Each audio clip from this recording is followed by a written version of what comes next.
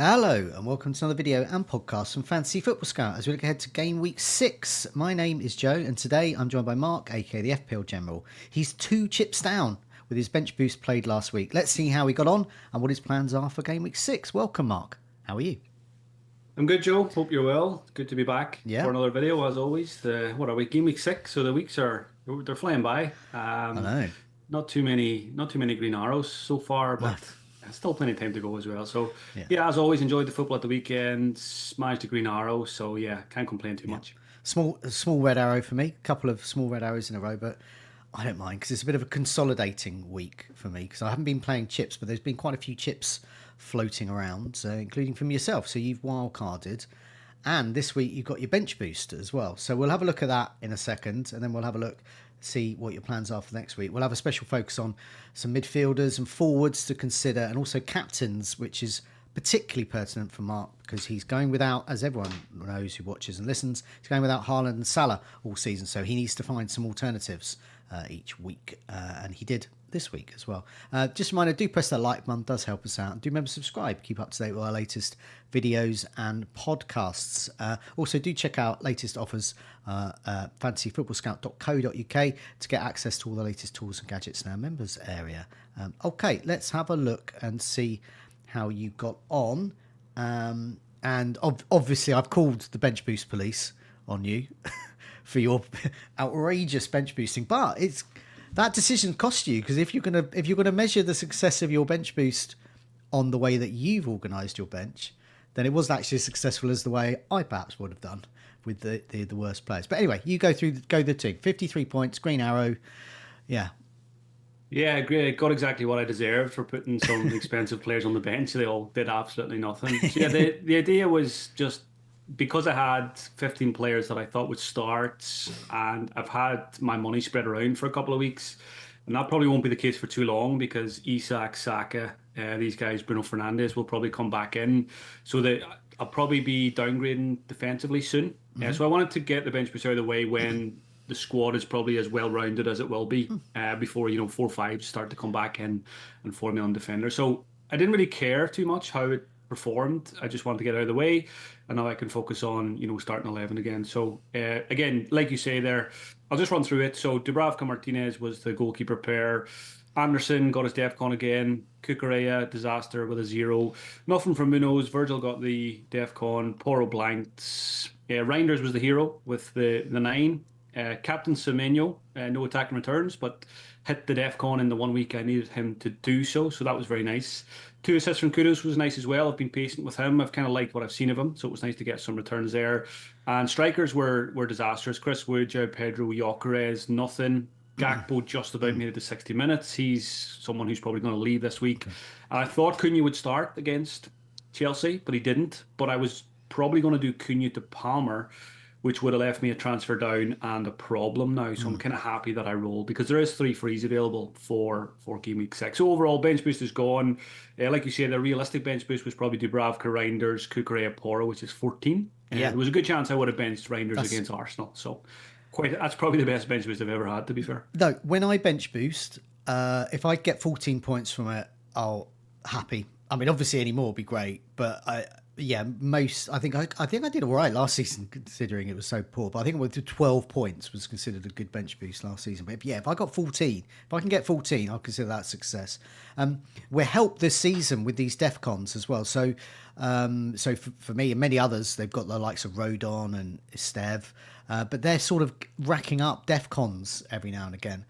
Which is pretty good. And we've got these sort of players like Senesi as well, Tarkowski. They're getting DEFCON.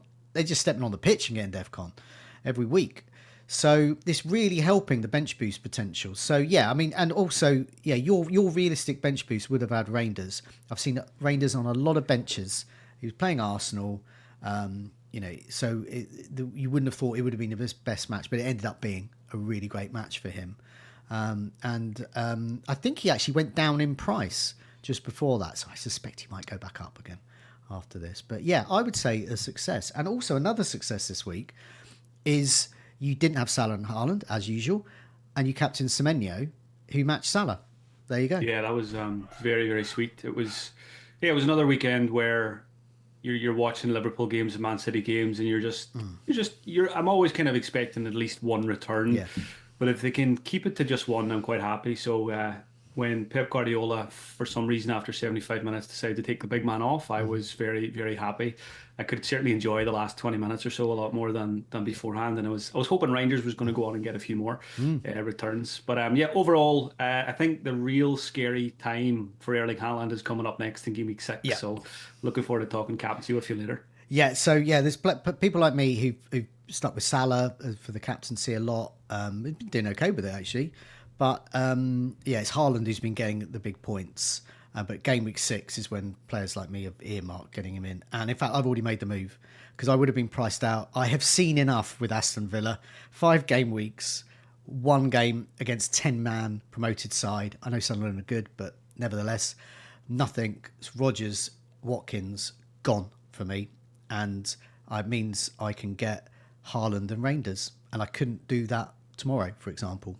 So I've had to make an early move. And also, Haaland triple captaincy for me. So this is what you're up against. Not just me, obviously, but this is you're going to be up against a lot of Haalands and a lot of triple captaincy Haalands. So Doing Rodgers, Watkins to Reinders, Haaland sounds like the biggest double upgrade in the history of yeah, FPL, and and yeah, throw a triple captain on him as well. yeah. Yeah, it's I think for Man City Burnley this weekend, I'm going to have to take a trip somewhere, go to the cinema, leave the phone at home, just Yeah. Pretend it's not happening. Well, you never know. You never know. But let's see what you've got so far. So this is your team for game week 6. Do you want to run through that? And I'll just point out for those benefit those listening to the podcast version, it says on the screen you got 4.6 million in the bank, which is great, and you've got 3 free transfers. So that's pretty much a little mini wild card. So run through your team and what you're considering, because you could do all sorts of things, and also you're up against what I've just told you about Haaland as well. So that's going to be something that may prey on your mind, especially with the captaincy. Yeah, so wildcard of Game Week 3, and now I have managed to build up to 3 frees already for Game Week 6. So I feel like I'm in a really strong position. I know I don't have the big guys, obviously, but I'm really happy with the squad for the most part. So at the moment, Martinez in goal at home to Fulham. I like that fixture. Back 3 of Porro, Cucurella, and Virgil, who all have good fixtures. Maybe Palace away is tricky for Liverpool, but hopefully more DEFCON coming for Van Dijk. Semenyo has Leeds. Kudus is at home to Wolves, which I really like for him. Cunha should start this one away to Brentford. And then I've got Reinders. I actually currently have the armband on Reinders. Just that's the Haaland fear, sticking the armband on his mate, and hopefully they're doing stuff together.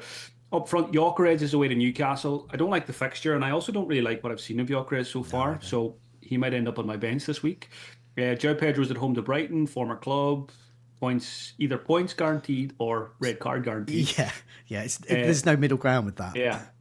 It's definitely not going to be a 2-pointer for Joe Pedro this week. Chris Wood is at home to Sunderland, which looks good on paper, but if he survives, it'll be his last appearance for me, I think. Just worried about minutes. And then on the bench, currently Dubravka, which makes sense. He's away to Man City. Cody Gakpo, who I'm probably going to sell this week. Just worried about his minutes now, and he's not doing enough. Anderson's on the bench as well. He's always a good option. I've got Muno's last sub because he's playing against Liverpool. So I think I'm at a very good starting point, and I have the 3 free transfers. So keen to hear your thoughts on this as well. Yeah, I mean, arguably this is also bench boostable because Dubravka will probably get save points. Anderson is good for DEFCON and clean sheets against Villa. Gakpo is always handy, and Munoz as well. They did a number on Liverpool early in the Community Shield. This is a tough one because you've got a lot of good players here. I would go use this to upgrade, and that may not be, not in terms of finance, but, it's a good squad, and already you've got benching decisions. But it's just, so Gakpo is a problem because with Isak in the frame now, and obviously we've seen with Wirtz as well, they can rotate, and Gakpo can come off at 60, 70 minutes. So he could be looking at two points, many matches. Porro, I think, is a problem.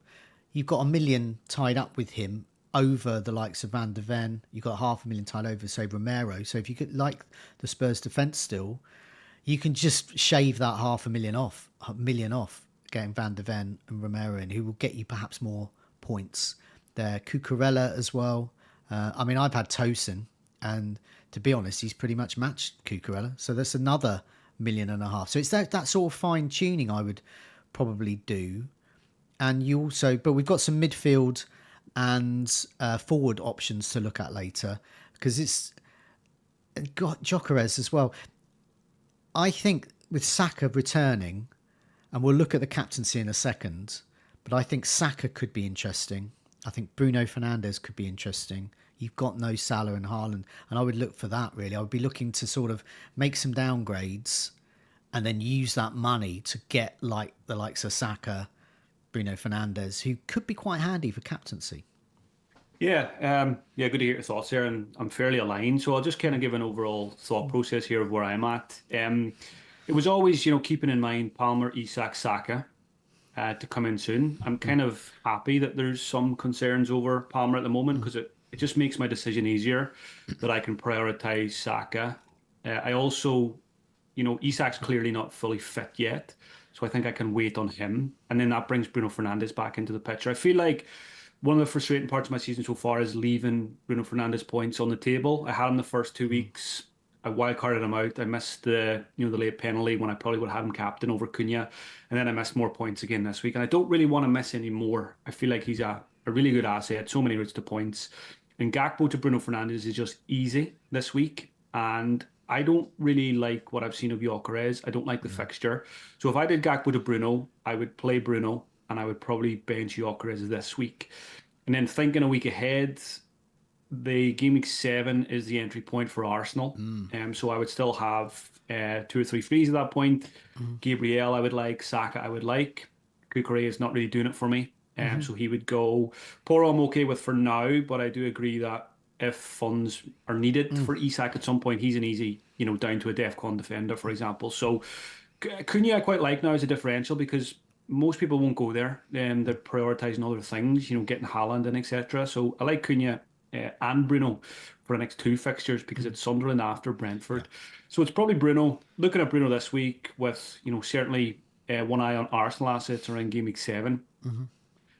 Probably hoping Palmer's not really an option for a wee while, and then maybe after international break is when Isak maybe comes into the fold. So yeah, just it's good to have a bit of flexibility with the transfers and the cash. Yeah, it sounds with your 3 transfers, 2 of them could be better used in Game Week 7 rather than Game Week 6 because of Arsenal changes there. Yeah, it was good to see Saka back. He was in my team, I captained him, and then he got injured, so I did get a return, and I'd like him back, even though he's not on penalties. But Gyökeres might not be on the pitch, and Saka might be, and I think he'll be more of a 90-minute man. Yeah, I Gyökeres, watched. Yeah, go ahead, Joe. I'll come in after you. no, I just don't like the minutes for Gyökeres, and I think he's going to do well in some of the easier matches. But when Havertz comes back, I don't know. And there's just so much more rotation at Arsenal. Yeah, I think one of the big takeaways for me for the weekend was I thought Saka looked phenomenal when he came on. It didn't look like he was out for a few games. He was just Saka. It really, really changed the game. Eze obviously changed the game when he came on as well. And back to Gyökeres, it's a funny one because you look at his goal scoring record in Portugal, but I feel like if you're watching the Premier League for the first time this year and you had no prior knowledge of anything else, you'd be looking at this guy up front for Arsenal, and to me, he looks quite laboured. He's not particularly quick. He's just not really doing it for me, and I certainly don't think he's worth 9 million at the moment. No. I'd probably rather have Saka as a double up or even a Declan Rice, for example. Now that can change quickly. So I'll probably give myself the luxury of just benching Gyökeres this week, bring in Bruno, and then Yeah. obviously the fixtures improve. Then Saka back in, maybe that's good for Gyökeres, and maybe the Gabriel Saka Gyökeres triple up is what I go with. But I do like the defensive double up as well. So if it got to a point where I was happy to let Gyökeres go, then when his fixtures change, then Raya could come in, for example. So that's on my mind as well. Yeah. I mean, I when I wildcard, which will probably be Game Week 8, I'll start getting more Arsenal. But I've still got Salah, so I'm your worst nightmare in that I've got Salah and Haaland for probably 1 week only in Game Week 6. But then I've kept Salah so I can move him to Saka. I've got that flexibility, and I think I would like Saka in Game Week 7 when arguably he's a captaincy shout, and we'll talk about captains now. Let's move on. I did think when you were going through your team as well. Yeah, you've read that. I'm just checking for the podcast version. You read that out for people there. Your team. Yeah, let me maybe did I maybe got sidetracked. I did Okay. the defenders. Yeah. Midfield, Semenyo Kudus, Cunha away to Brentford, Rangers with the armband at Yeah. home to Burnley, and up front currently Yeah. Gyökeres, Ped- Pedro, Chris Wood, Yeah. but it could become Bruno, Okay. and Gyökeres goes to the bench. Right, yeah. I just thought I'd remind people there as well. So let's have a look at captains as well. And this is why well, you're thinking that, and why I was thinking it as well. Bruno Fernandes is quite handy for the captaincy, and so too is Saka. So these are quite good ones, especially with Palmer. I think there's clearly an ongoing issue there. He could start, he could score a brace, and that's fine. But he might get subbed off early. He might not make the starting 11, and it's too big a risk when you're dealing with that amount of money. You just got to move on. So let's look at game week 6. So Haaland is. I've kept the likes of Haaland and Salah in just so we can see what you're up against. Haaland at home to Burnley. Obviously, Rangers are home to Burnley as well. So he is a good captaincy shout, you would think. Bruno is away to Brentford, and we've got João Pedro. This is for the real Mavericks there. Pedro at home to Brighton. That could be a monster haul. That could be a red card. So there's options for you here. And Bruno Fernandes is definitely one there. He could, arguably could be the best captain for you for game week 6. Yeah, and I was saying I like my squad. It's a good squad, but there's not enough reliable captains, so that's why I'm keen to get Bruno's and Saka's back in. I had Palmer for a while at the start, but he's obviously not reliable at the moment. So, the armband's on Reinders at the moment, but if Bruno Fernandes comes in, I would find it very hard not to captain him, just because he's got more routes to Yeah. points than Reinders, and I do quite like the Brentford fixture. Brentford been okay so far this season, but yeah, I don't really rate them too highly defensively. So yeah, Bruno captain over Reinders most likely this week. Okay. So moving on to game week 7. Well, this is great news for you if you do get Bruno in. In fact, you should just get him in because whilst Haaland is away to Brentford, many owners will think that's fine. I'll do that. I'll have Bruno Fernandes and Haaland, and I must admit I would be tempted to go for Bruno Fernandes because he's at home to Sunderland, and Saka at home to West Ham. They are two great options there. Oh, well, yeah, no, yeah, I could potentially have all three there, so that's a real tizzy, but I'll be happy with that. But yeah, you'll have potentially Saka and Bruno. They're really good captaincy shouts for game week 7. Yeah, and again, this is a good example of why a captaincy matrix helps shape your transfer decisions. Because I look at this, I want Bruno, I want Saka, with game week 7 in mind, and it'd be nice to have two options for a change for captains because very often I've only got one. And at the moment, Saka against West Ham looks really good. West Ham have been really poor this season, and anytime Bruno plays a newly promoted team, that's obviously a captaincy candidate there as well. So I think no matter what happens, I should be okay game week 7. Yeah. It's game week 8. Once again, we have another problem. Haaland at home to Everton. Salah, one of his favourite fixtures, home to Manchester United.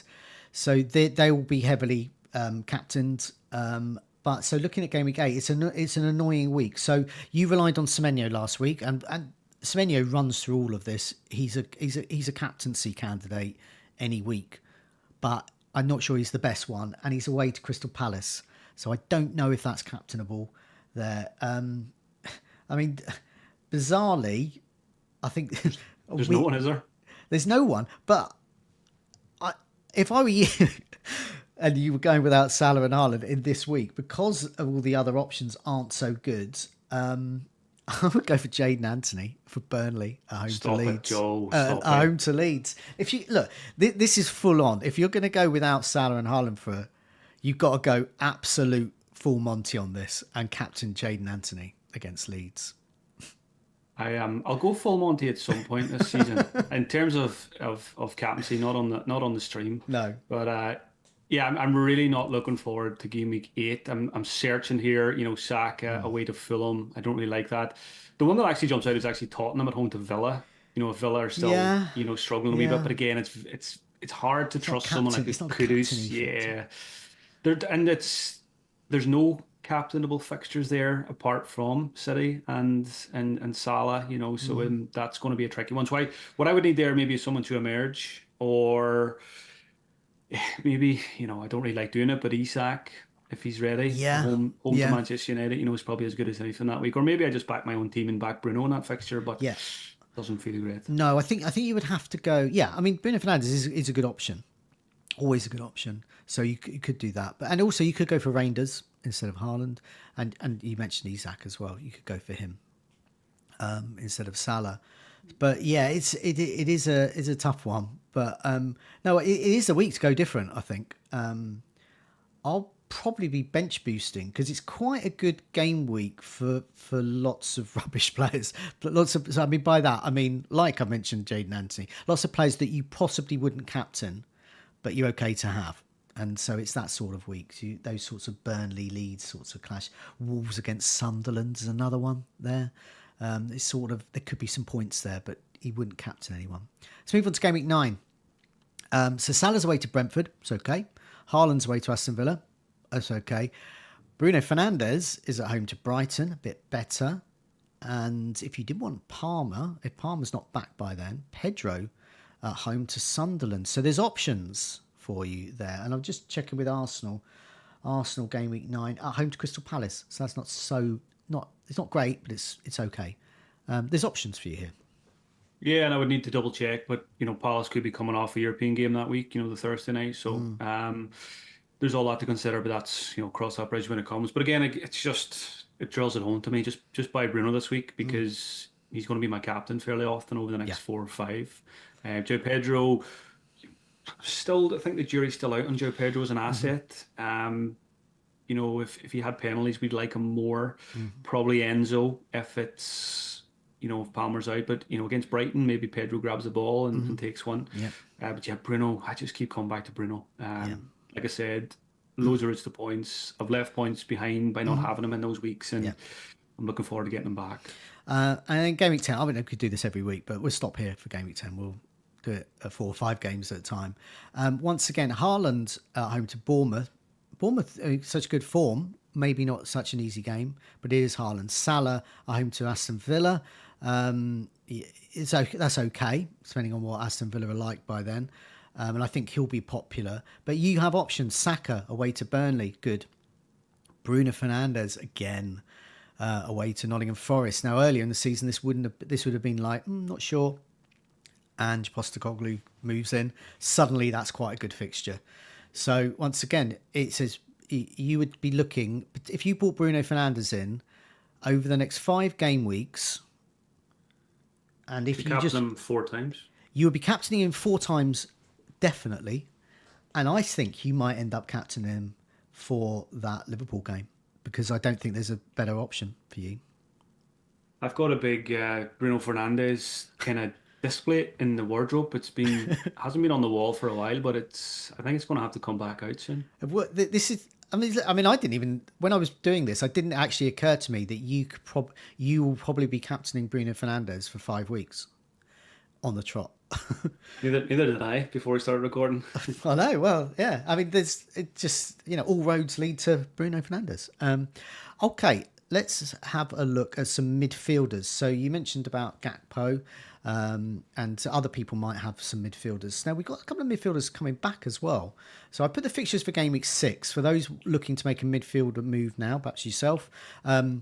You've got the fixtures up here. They show that City, Nottingham Forest, Bournemouth, Everton, Tottenham, Brentford, West Ham have okay fixtures. Burnley, Newcastle, Crystal Palace not so good, which is annoying because there's a couple of good midfielders to get in from those teams. But long term, Newcastle is not so bad. The fixtures certainly get better with Fulham and West Ham in amongst the next 5. And similarly with Crystal Palace, they do have Liverpool, but then they've got Everton and Bournemouth. So not so bad. They've got Brentford in the mix as well, coming up soon.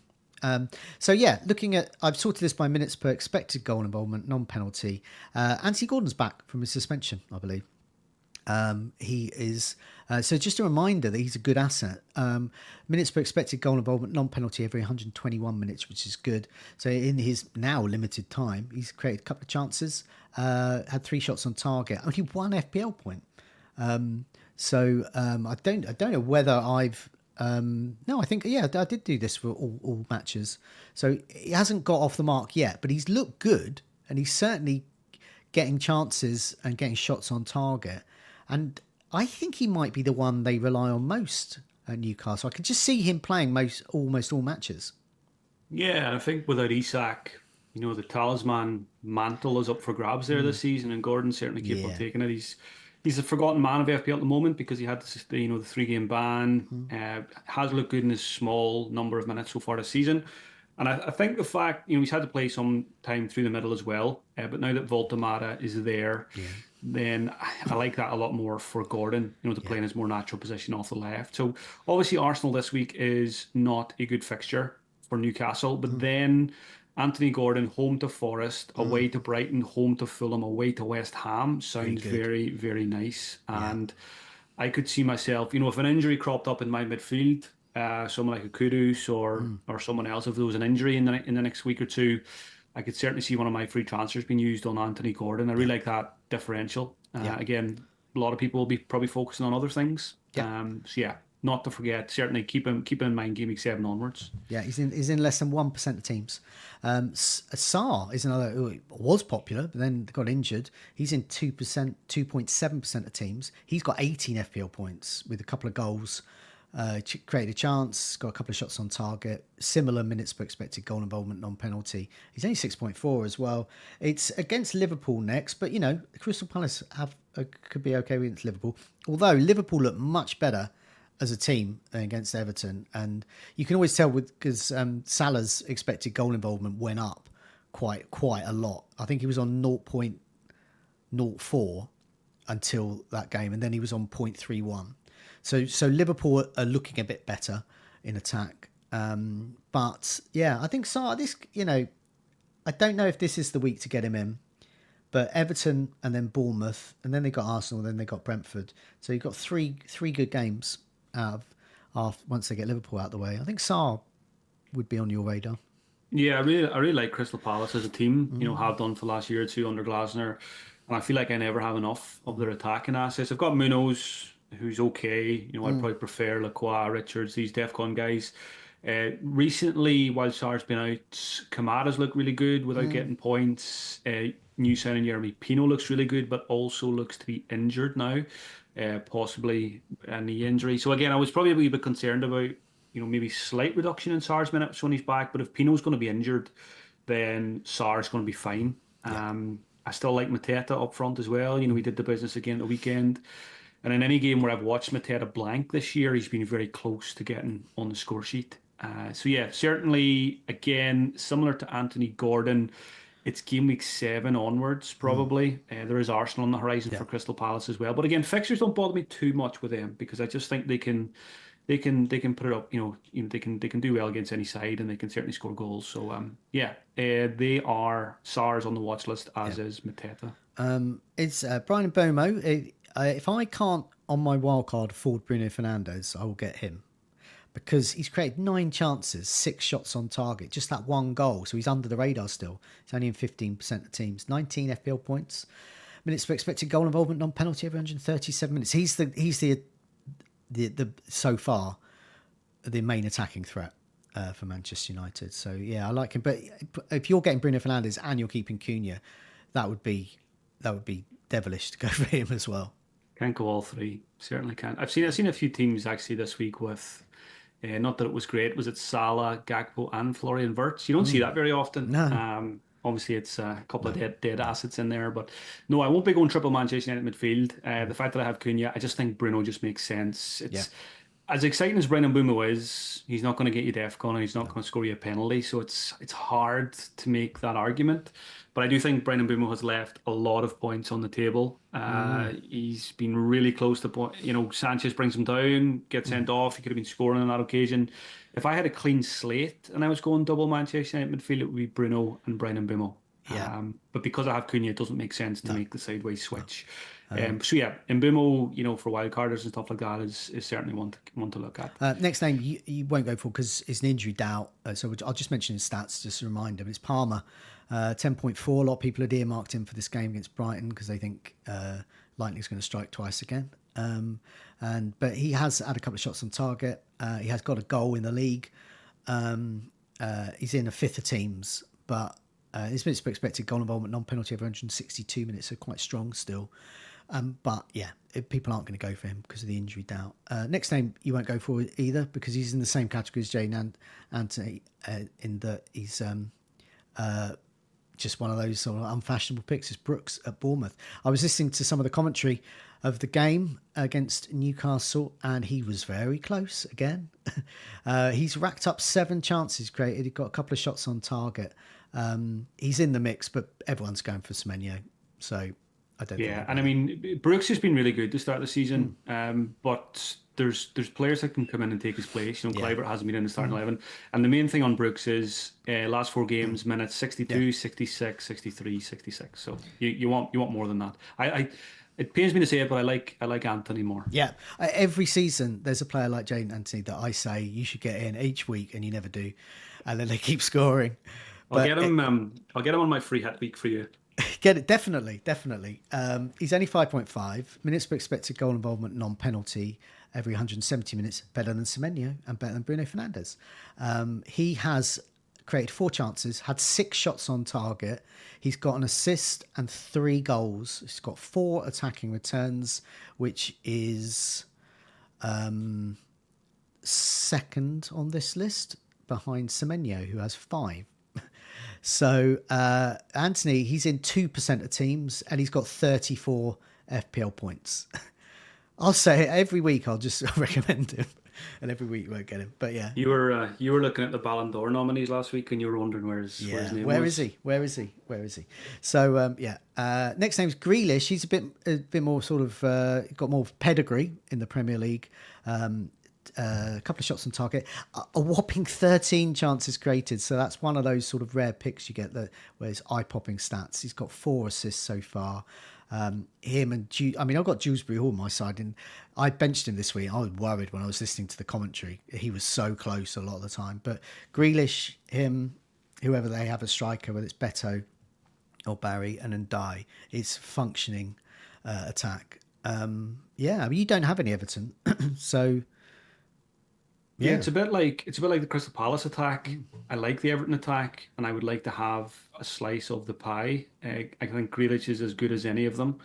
He's looking everything good they do goes through him. He's passing the eye test every time I watch them or catch some highlights. I keep saying it every week, but he can't play Man City. But that's a week where you probably bench him anyway, and you saves you a benching headache for maybe a DEFCON defender or something like that. So don't not buy him just because he's got City coming up soon. Yeah, Dewsbury Hall looked really good again. Close to points as he always is, really good option. Yeah. And then Njai, gets the assist, probably takes penalties. Yeah. So it's really hard. Probably one of the reasons I don't have any is because it's very hard to decide which one to go for. But whichever one you do, and if it is Grealish, it's got West Ham next, Gameweek 6. You could get immediate returns there. And then he's got Crystal Palace at home. That City game, you bench him anyway. There's a lot of wildcard Gameweek 6. I think you should probably have an Everton midfield. Oh, yeah, I do think so. And then Gameweek 9, Tottenham at home. And then Sunderland away. So it's a really good run of fixtures. One word of warning with Dewsbury Hall. He managed to pick up his 4th booking of the season in 5 games. The suspension tightrope therefore kicks in with him. If he gets his 5th booking, he misses a match. So if he gets that in the next game, you can't play him week after, and so on. So that's just something that might put people off Dewsbury Hall. I just think it's the same as Grealish. Though we always fall into the trap of not getting players because of the yellows. We all remember Diogo Costa in his 20-goal season for Chelsea, and our bench. Most people's benches are stronger this year with the DEFCON guys, so you can still get Dewsbury Hall, and if he misses a week, you've got someone to come in. Yeah, Semenyo, I mean, he's already in your side. You captained him, so you know what he's about. Just a reminder to people here: he created 8 chances, 5 shots on target, 2 assists, 3 goals. He's got the most attacking returns on this table. Bruno Fernandes, we've already spoken about at length. He's definitely coming in for you because he's the best captain for the next 5 weeks. 15 chances created, so that's Grealish levels there. 4 shots on target, and he's got a couple of goals already. He's in a 5th team, so that's going to go up a bit. And Minter, who I mentioned on my top transfer targets last week through my Brighton bias, but also because he's very good, and he indeed scored. He's created 7 chances, 3 shots on target. He's got a goal and an assist already. Brighton's fixtures start improving. After Chelsea, they got Wolves, Newcastle, they're very good against Newcastle, by the way. And Manchester United, they're very good against Manchester United, by the way. And then they got Leeds at home, so it's a good run of fixtures for a Brighton attacker. When I wildcard in game week 8, I think I might have one. Yeah, Minter, he's another one for you to consider, a serious one for you to consider there. Yeah, I really like him. I've always liked him, but more importantly, I've liked what I've seen last 2 or 3 weeks from him. Took his goal extremely well. I was watching him go through kind of one v one with the goalkeeper, and I was like, which way is he going to dink this? And he just casually rounds the goalkeeper and just made it look so easy. He's playing with a lot of confidence. Fantastic assist I think from Matoma the week before with the deep cross to the back post. 5.9 looking good. There's always this, with Hertzler, you're always a bit scared about random rotations, but I think the way Mintay's playing at the moment, he has to be in the starting 11. And again, probably not going to go there because I've got bigger fish to fry and bigger, more expensive players to bring in. But if you're on a wild card again soon, then certainly one to look at. Forwards, we'll look at forwards here. So it's minutes per expected goal involvement, non-penalty. I put Haaland top. You're obviously not going to go for him, but it just shows what you're up against. Minutes per expected goal involvement, non-penalty every 61 minutes. He's got 10 shots on target, created 2 chances, got 6 goals. He's in 4 out of 10 teams, 2 out of 5 teams, and he doesn't feel like a good season to back against them, does it? No, I think Salah you can do without. Salah didn't figure. His minutes per expected goal involvement for that last table, by the way, was 450 minutes, though it was a massive improvement the last time out. So, but he didn't make the cut. That time. Chris Wood, a player you're thinking of moving out. He has had 5 shots on target and he's got a couple of goals, which is not bad so far. But yeah, the fixtures stiffen really with him, so that's why I imagine. Again, it's and minutes. The minutes have already started to come down. There's 2 or 3 other good strikers there. So yeah, it's one more game for me. I think with Chris Wood just. Ekitike is not going away. Obviously, there is the threat of rotation with Isak already in games. They're sharing minutes, and soon it will be Isak starts and then Ekitike comes on for the last 30 minutes. But he is doing everything he can to stay in that side because he's created 4 chances, got 4 shots on target, 3 goals and assists. That's 4 attacking returns for 32 points. Pretty good for him. But yeah, I don't think anyone can get him in because of Isak's risks to his minutes. Yeah, it's a tricky one for owners as well, as when is the actual time to jump off him because he's still getting the starts at the moment. And I think overall Liverpool are in a good spot with the forwards. They can be as patient as they like with Isak because I think Ekitike has been really good, and that kind of gives me what I need to go ahead and get Bruno, maybe get Saka before I get Isak because. Yeah, it could be a wee while before he's getting regular 90 minutes. And even throughout the season, they've got a great alternative to Ekitike to manage, all the competitions they're going to be playing. So, yeah, I'm definitely higher on Saka Bruno than I am Isak at the moment. And Ekitike, it's a don't buy situation. Okay. Richarlison, well, we've found out today that Solanke is back in some form of training, not quite ready yet, but he'll be back soon. But Richarlison is still getting the returns, 3 goals and an assist from his 5 shots on target, 4 chances created. But yeah, it's a tricky one to buy at the moment with Solanke sort of hovering around the team. Mateta, you've already mentioned him. He's had 7 shots on target, created no chances. I kind of like that because that's what he does. He's the guy who scores. He's already scored 2 goals. So yeah, he's one you can definitely rely on there. And yeah, it's just Crystal Palace's fixtures are sort of mixed, but I think he's still a strong asset there and one you could realistically go for as a Gyökeres replacement.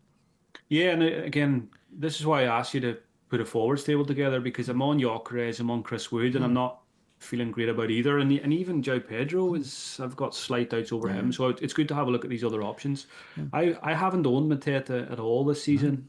But he would be probably in my top 3 if I was wildcarding. So I can see him join the squad in the near future. Yeah, definitely. I'll just have a look at the fixtures again. So Crystal Palace, they've got that Liverpool game. But yeah, as I said, they've got Everton and Bournemouth. And then they do have Arsenal, but then Brentford. So it's 3 out of 5. So it's mixed bag, but definitely one you can bring in. He's reliable. João Pedro there. Yeah, he's still getting returns though. He's got 5 attacking returns, 3 assists, 2 goals. Create 5 chances. He seems to be the one that's totally nailed on at the moment. They can't function without him, which means that I'll keep him for as long as he's sort of there and scoring. But when he's out the side, and if he gets blanks after blank after blank, then I'll move him on. But he's not doing anything wrong at the moment. Yeah, it's one of those FPL picks where it feels absolutely fine, but it also doesn't feel exciting whatsoever going into a weekend because you know he's highly owned as well. So it's almost like a protection pick in many ways. So yeah, he's not going to be sold this week, of course, but just monitoring him closely because others will emerge. Jokeres here. He's here to sort of benchmark him against the others there for 3 goals. Not too bad. And he has got some really easy games coming up. So after Newcastle, they've got West Ham, Fulham, Crystal Palace is tough, and then Burnley away. So it's Jokeres type game. So he's not a hard sell at the moment by any means. Yeah, and again, I'm probably blinded a wee bit by the fact that I got him on a Game Week 3 wild card when arguably I maybe shouldn't have because the fixtures weren't great. So I need to give him more time. Yeah, I need to give him better yeah, fixtures with Saka and Eze and these guys in the yeah, team, and I'll probably absolutely love him in a couple of weeks' time. yeah, yeah. Definitely, it's like me getting rid of Watkins. I've seen him against easier opposition, so I've seen enough. Once you Yeah. see Jokeres blank against West Ham, Fulham, Crystal Palace, then you've got the Burnley game. That's going to be a tough one to dump him. But if he blanks in that, yeah, he's gone. Yeah, and I mean I'm talking about getting maybe 2 Arsenal players in Game Week 7, so it doesn't make sense to sell one, you know. Strand Larson is interesting for Wolves. He's coming back from injury, but Wolves' fixtures are pretty good. In fact, they're really good from till Game Week 10. They're top of the fixture ticker. They've got Tottenham, Brighton at home, Sunderland away, Burnley at home, Fulham as well. So it's a nice run. Strand Larson 6.4. I think he's a good choice as well, and I'm sure he's probably on your list. Yeah, pretty high on it as he was first couple of weeks before the injury and the transfer speculation. Again, a lot of Game Week 6 wildcards this week. I'm pretty sure I'd be going Strand Larson on a wildcard this week because, like I said, I've got doubts over some of the strikers I have. There's question marks over some of the others. You know, minutes like Richarlison and stuff. Strand Larson will play. He'll take penalties. He's a great striker. I think he's signed a new contract as well. So yeah, I think he's a great pick. A few other names here to mention. Calvert-Lewin, you won't go for him. I know you won't, but he has got a goal. He has got an assist from a couple of starts. So he is the main man for Leeds at the moment. So he could be a good asset. I've got Watkins here that you're not going to go for. No assists, no goals. And also, and this is telling, on our goals imminent table that we do, so this is a spoiler for this week's show, when I compiled it, I won't say who's on it, but I'll tell you who's not on it. Ollie Watkins. He didn't even make it. So he's gone off. This is the worst case scenario. He's dipped off the goals imminent table for totally the wrong reasons. He's no longer got the underlying stats to even feature on the table.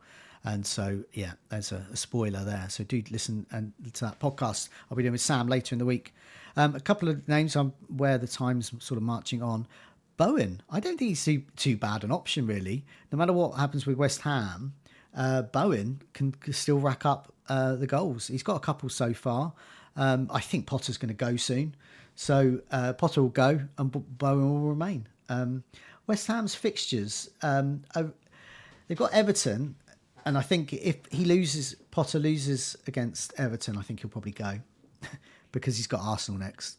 And then it could be a new manager, Brentford, Leeds and Newcastle. So it's not a bad run for a new manager with Bowen up front. Yeah, I've actually seen a few teams this week, you know, getting the goal from Bowen, you know, been in their team since Game Week 1 and just maybe held them longer than planned. But yeah, he's never a bad option. No. You know, even playing for a poor side, he's just pure quality. Yeah. And he'll always get his chances, and very often he finds the back of the net. So brilliant header from the corner. I know there was poor marking, but he's got that knack. He's not the biggest guy, but he seems to get a lot of headers from corners, and he certainly scored a few. So yeah, if you have him, it's certainly not a weak link in the team. And final name to mention is Voltemada at Newcastle. Now, this is injured currently, but he'll probably be back soon. And also, we mentioned Anthony Gordon before. I think out of the two of them, I think I'd prefer Gordon because we've only got 3 striker spots and there's lots of choice there. He's only had 1 shot on target and he's got 1 goal. So I don't know. He's new to the Premier League, so I don't know what to make of that. Yeah, it's just a complete wait and see. I think any team you see him in at the moment chances are they're probably Newcastle fans and they're excited about him. But Anthony Gordon is the one from Newcastle. That's the one we want. Yeah. Okay, I hope that's given you some food for thought. You've got some midfielders to choose from. You've got some forwards to choose from and some captains to consider. Although that table, I might as well just put a big picture of Bruno Fernandes' face on it and not even mention all the rest. But yeah, he's obviously a good option there. So good luck for Game Week 6. Good luck navigating Haaland in that week. And we'll return ahead of Game Week 7, see how you got on. And also to look ahead to that game week there. So good luck with the game week. Good luck everyone watching, listening. Cheers all.